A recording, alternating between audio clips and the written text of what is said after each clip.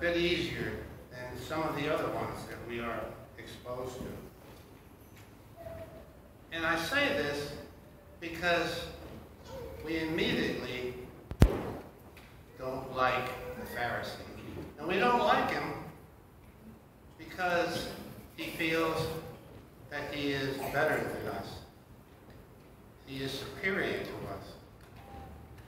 Now, whether one is superior or inferior is of no consequence. When we greet each other and we speak to each other, we should do so with humility.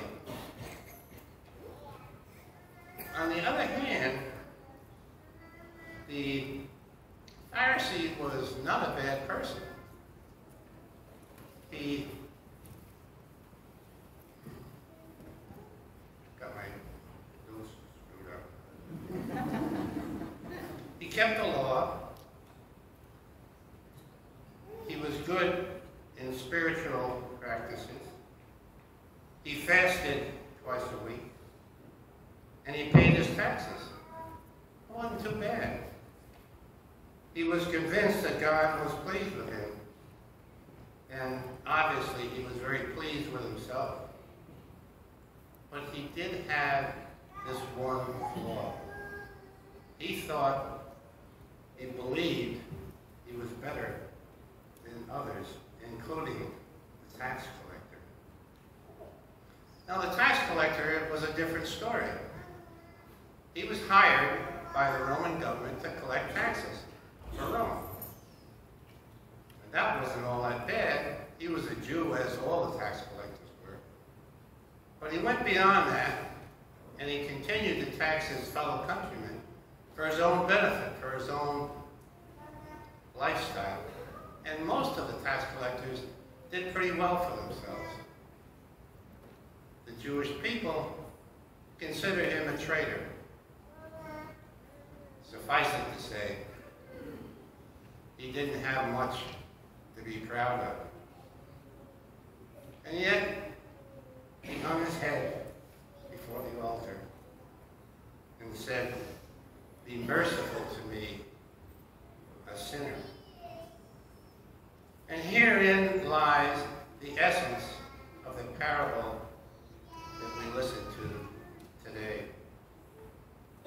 Here we have, on the one hand, a Pharisee who's pretty good about most things, but he's lacking in humility. And here we have, on the other side, the tax collector who cheats the people every day.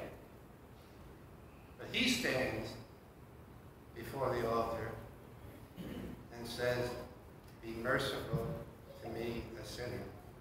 The prayers of the Pharisee went away unjustified. Tax collectors' prayers were justified. And that brings us to a question that could be troubling. Now, when you take you and I, we keep the commandments. We go to Mass, obviously. We receive the Eucharist. We support the church. And we get along with our neighbor. Have you ever thought, is it possible that all these good things that we do will go for naught if we don't possess humility? Vanity is a sneaky thing. We don't wake up one morning and say, "I think I'm going to go out and be vain today." We find ourselves doing it, and we try to stop. It means so much that about every month, maybe 2 months, I sit down with myself and I ask myself, what kinds of things did I do over the past month or two that will bring me closer to vanity, perhaps, or to humility? And I keep reminding myself in some form or another, as we all should do, that being humble is so very important.